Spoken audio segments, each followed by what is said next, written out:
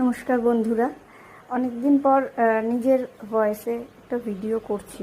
যদিও ভিডিওটা পুরানো ভিডিও, নতুন ভিডিও নয়।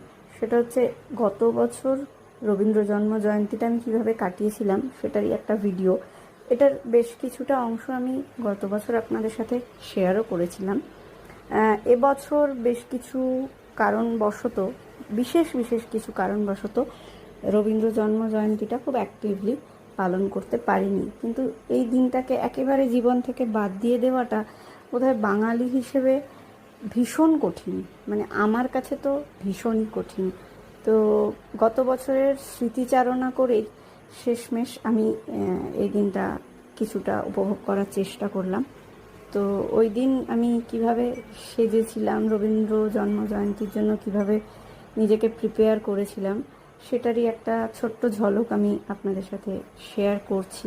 আশা করছি ভালো লাগবে। যদিও ওই দিন যেহেতু আমার কোনো পারফরমেন্স ছিল না, তাই সেটা শেয়ার করতেও পারিনি বা পারছি না।